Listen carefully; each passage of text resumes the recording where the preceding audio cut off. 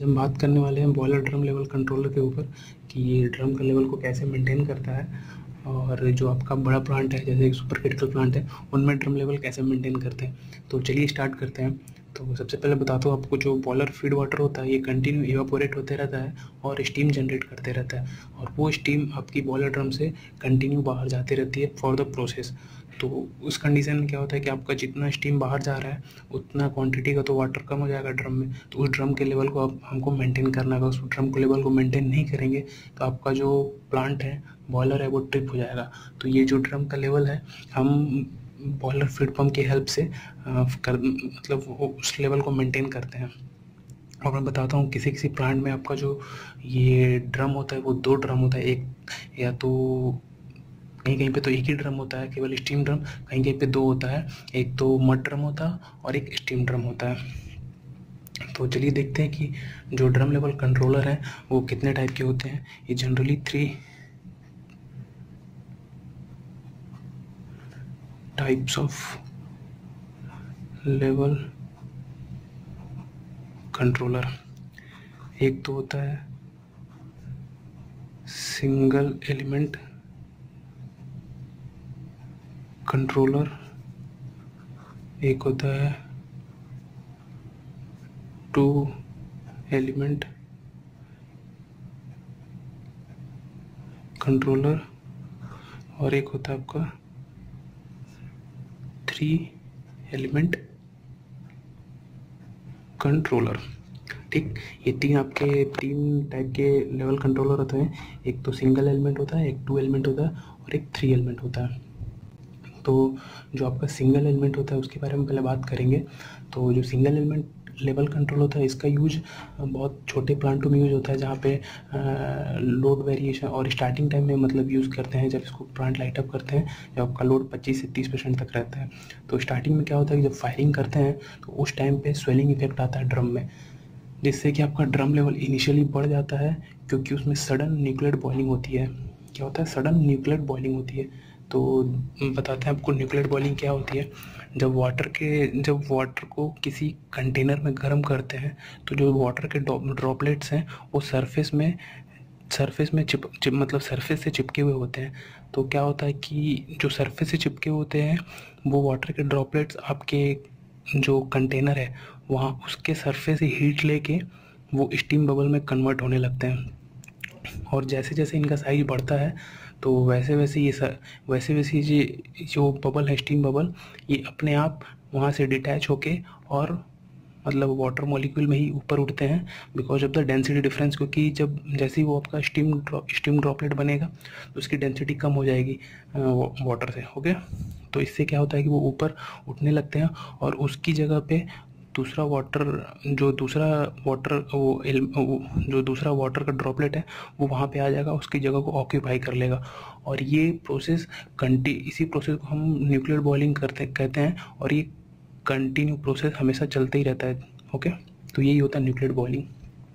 तो देखते हैं हम सिंगल एलिमेंट के बारे में। तो जो सिंगल एलिमेंट होता है ये केवल आपके ड्रम के लेवल को मेजर करता है। ओके, सिंगल मतलब मेजरमेंट डिवाइस होता है जो कि लेवल को कंट्रोल करता है। ओके, और ये जैसे इसको सिग्नल मिलता है कि लेवल कम हुआ, ये आपके कंट्रोल वाल्व को कमांड देता है और वहाँ से आपका कंट्रोल वाल्व ओपन होता है और फीड वाटर को बॉयलर में इंटर होने के लिए अलाउ करता है। तो इसका मैं एक नॉर्मली डायग्राम बना के दिखाता हूँ आपको सिंगल एलिमेंट का। जैसे जी मान लीजिए ये कोई ड्रम है,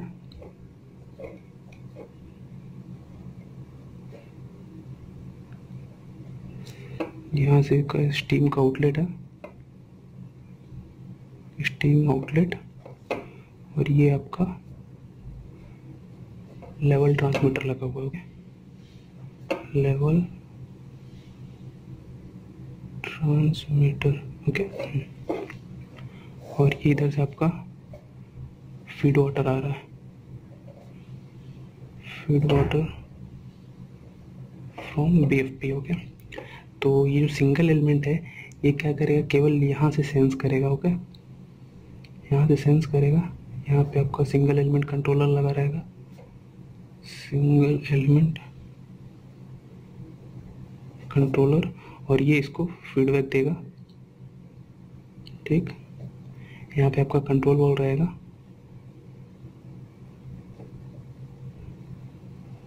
इस कंट्रोल वॉल्व को ये कमांड देगा और ये ओपन होगा और ये फीड वाटर इसमें अंदर जाएगा। तो ये रहता है सिंगल एलिमेंट में। बट इसका जो यूज़ है वो बहुत कम होता है, क्योंकि अगर ड्रम में प्रेशर डिक्रीज होता है और सडन स्टीम लोड कट होता है तो जिससे क्या होगा कि वाटर स्वेल होगा और ड्रम लेवल हाई जाएगा। और क्या होगा कि अगर सडन मान लीजिए आपका प्रेशर इंक्रीज होता है और सडन लोड स्टीम लोड बढ़ता है, जिससे क्या होगा इसमें श्रिंकिंग होगी और ये ड्रम लेवल अगेन लो होगा। तो इतना मतलब ज़्यादा फ्लक्चुएशन को ये मतलब सस्टेन नहीं कर पाता, जिससे इसका यूज़ उतना नहीं होता है। ओके, तो इसकी कमियों को दूर करने के लिए हमने 2 एलिमेंट यूज़ किया, 2 एलिमेंट कंट्रोलर को यूज़ किया। ठीक, तो देखते हैं 2 एलिमेंट में क्या होता है। 2 एलिमेंट कंट्रोलर क्या है कि कुछ हद तक ये मतलब कुछ हद तक सूटेबल था, मतलब मॉडरेट लोड स्विंग के लिए। और इसका क्या है कि इसको हम किसी भी साइज़ के बॉलर में यूज कर सकते थे, पर क्या है कि जो 2 एलिमेंट है वो 2 वेरिएबल्स को यूज़ करता था आपका लेवल को कंट्रोल करने के लिए। ओके, एक तो आपका स्टीम फ्लो और एक है लेवल कंट्रोलर। बट इसमें भी क्या था कि कभी कभी जो आपका स्टीम फ्लो का सेंसर है ये भी कभी कभी फॉल्टी हो जाता था, तो जिससे कि इसमें भी आपका ड्रम लेवल कंट्रोल बेटर तरीके से नहीं हो पाता था। ओके, कभी कभी क्या है कि स्टीम जो आउटलेट है इसका फ्लो का फीडबैक गलत दे दिया, तो जिससे क्या है कि प्रॉपर लेवल कंट्रोल नहीं हो पाता था, तो इसलिए ये भी उतना इफेक्टिव नहीं था। तो इसका भी मैं एक डायग्राम बना के आपको बता देता हूँ।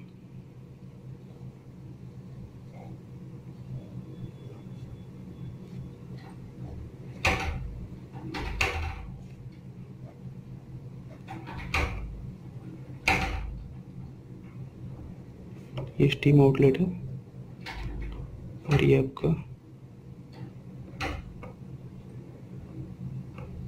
लेवल ट्रांसमीटर है और ये यहाँ से एक आपका जो 2 एलिमेंट कंट्रोलर यहाँ पे लगा हुआ आपका। ठीक, और ये आपका फीड वाटर आ रहा है फ्रॉम BFP। ठीक, और यहाँ पे आपका कंट्रोल वॉल्व लगा हुआ है। ठीक, तो ये क्या करेगा, एक आपका बिट, एक सिग्नल का बिट यहाँ से लेगा और इसमें आएगा और इससे एक फाइनल बिट निकल के आपके कंट्रोल वॉल्व में जाएगी।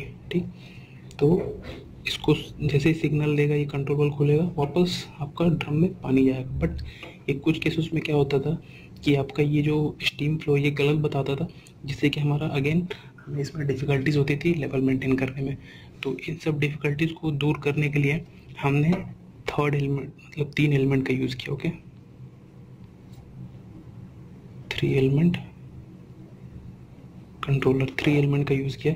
तीसरा एलिमेंट हमने इसमें क्या जोड़ दिया कि ये जो फीड वाटर कितना फ्लो दे रहा है इसको भी हमने इसमें ऐड कर दिया।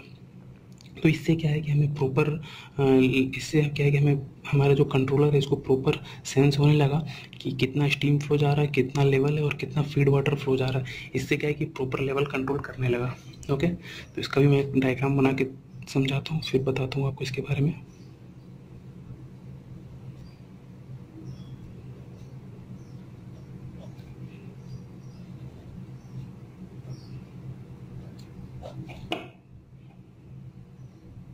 स्टीम है, अगेन यहाँ पे ये लेवल ट्रांसमीटर है,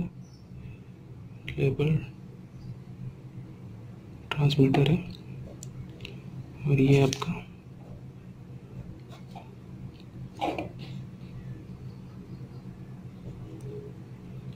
फीड वाटर फ्रॉम BFP होगी। तो इसमें क्या होगा, और यहाँ पे आपका कंट्रोल वॉल्व लगा हुआ है। ठीक, तो और ये आपका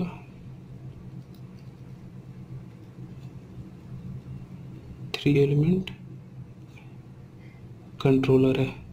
ठीक, तो ये क्या करेगा, एक बिट ये यहाँ से लेगा और एक सिग्नल का बिट यहाँ से लेगा। ओके, और ये फाइनल जो बिट है इस कंट्रोल वॉल्व को देगा। तो इसमें क्या होगा कि ये कितना स्टीम फ्लो हो रहा है उसको भी सेंस करता है, और कितना हमने मतलब BFP से वाटर फ्लो दिया उसको भी सेंस करता है, और हमारा जो एक्चुअल लेवल है उसको भी मेजर करके देन फाइनली ये कंट्रोल वाल्व को कमांड देगा कि हाँ भाई लेवल कम हो गया ड्रम में, आपको और पानी देना है। ओके, तो इसमें यह है कि हमें मतलब जो पहले हमें डिफ़िकल्टीज आती थी सिंगल एलिमेंट और डबल एलिमेंट में प्रॉपर लेवल कंट्रोल नहीं हो पाता था, तो उन सब डिफ़िकल्टीज़ को यहाँ पे हमने दूर किया और इसमें एक थर्ड एलिमेंट और जोड़ दिया। ओके, तो जो आपका ये थर्ड एलिमेंट है ये आप बड़े बड़े प्लांटों में भी यूज़ होता है, जहाँ पे मैक्सिमम लोड फ्लक्चुएशन हो वहाँ भी यूज़ कर सकते हो। ओके, मतलब ऐसा हो कि जहाँ पे सडन लोड फ्लक्चुएशन हो, बहुत ज़्यादा लोड फ्लक्चुएशन हो, वहाँ भी इसका यूज हो सकता है। तो ये थे आपके 3 लेवल कंट्रोल है, वो कैसे कंट्रोल करते हैं। तो दोस्तों बताता हूँ, इसमें जो आपके बड़े प्लांट होते हैं इनमें जो बीएफपी का पंप है वो मोटर से डायरेक्ट कपल नहीं रहता है, उसके बीच में एक हाइड्रोलिक कपलिंग होती है जो कि वेरिएबल स्कूप ट्यूब के साथ रहता है, और जिससे कि आप वेरिएबल स्पीड और ड्रम लेवल को कंट्रोल करते हैं। तो फ्लूइड कपलिंग क्या होता है, एक रोटेटिंग स्पीड कंट्रोलर होता है, ठीक, जो कि ड्राइव एंड ड्रिवन मशीन के बीच में लगा होता है, ठीक ना, और जो कि क्या करता है कि मतलब ओनली आउटपुट रोटेटिंग स्पीड को चेंज करता है, आपका जो इनपुट स्पीड है उसको नहीं चेंज करेगा, जो आप आउटपुट दे रहे हैं मतलब पंप को केवल उसको चेंज करता है, ठीक, और जो आपका इनपुट है उसको सेम ही रखता है। तो फ्लूइड कपलिंग में मेनली आपके 2 कंपोनेंट्स होते हैं, एक इम्पेलर होता है, एक रनर होता है। कौन कौन से होते हैं, एक इम्पेलर एंड रनर, ठीक, 2 होते हैं। तो जो इम्पेलर होता है ड्राइव शाफ्ट से कपल होता है, और रनर जो होता है वो ड्रिवन शाफ्ट से कपल होता है। इसका ऑपरेशन देखते हैं। ये जो होता है आपका ड्राइव शाफ्ट से होता है, ये ड्रिवन शाफ्ट से कनेक्ट होता है। तो जो ऑपरेशन होता है इसमें क्या होता है कि जो फ्लूइड कपलिंग है ड्राइव शाफ्ट के पावर को, जो ये आपका फ्लूइड कपलिंग है ना, वो ड्राइव शाफ्ट है उसके पावर को, ये पावर को ऑयल में वेलोसिटी एनर्जी में कन्वर्ट करता है। फ्लूइड कपलिंग में तो पता आपको अंदर में ऑयल फिल रहता है, ओके, तो उसको ये वेलोसिटी एनर्जी में कन्वर्ट करता है और इस एनर्जी को ड्रिवन शाफ्ट में ट्रांसमिट करता है। इससे क्या है कि इसको आप पंप एंड टरबाइन के कॉम्बिनेशन, जो आपका इम्पेलर और रनर है, इसको आप एक पंप और टरबाइन का कॉम्बिनेशन ही बोल सकते हैं, जो कि एक केसिंग में बंद है। ओके, मतलब एक केसिंग में आपका पंप और टरबाइन दोनों है। तो जब ड्रिवन शाफ्ट घूमता है ना, तो impeller as a pump work करता है और सेंट्रीफ्यूगल फोर्स को ऑयल में ट्रांसफ़र करता है, जो कि इसके अंदर है, मतलब आपके कपलिंग के अंदर है, और इस वेलोसिटी एनर्जी से ऑयल रनर में फ्लो होने लगता है। इस जो आपने मतलब सेंट्रीफ्यूगल फोर्स इम्पेलर ने दिया ऑयल में, तो उस ऑयल एनर्जी से जो मतलब उस एनर्जी से जो ऑयल है ना वो रनर में फ्लो होगा, ठीक, जो कि एज ए टरबाइन वर्क करता है। और ये फिर एनर्जी आपके और ये जो रोटरी पावर है या फिर जो भी एनर्जी है ये रनर को ट्रांसमिट करता है, ठीक।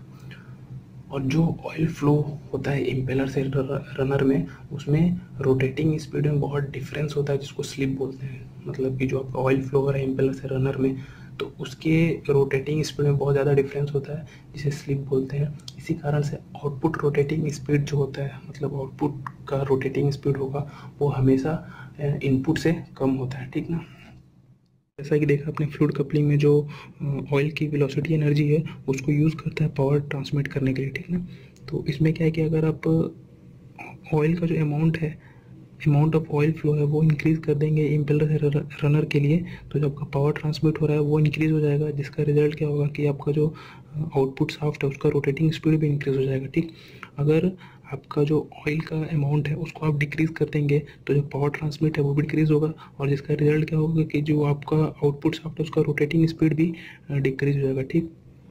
तो इसमें क्या होता है कि जो अमाउंट ऑफ ऑयल फ्लो हो रहा है इम्पेलर से रनर में, वो क्या रहता है, वो अमाउंट ऑफ ऑयल जो कपलिंग के अंदर है उस पर डिपेंड करता है कि मतलब कितना ऑयल आपके कपलिंग में है, उससे आपका डिसाइड होगा कि कितना इम्पेलर से रनर में ऑयल फ्लो होना है, ठीक। तो इसके लिए हम क्या है, इसमें एक अरेंजमेंट रहता है स्कूप ट्यूब का, स्कूप ट्यूब।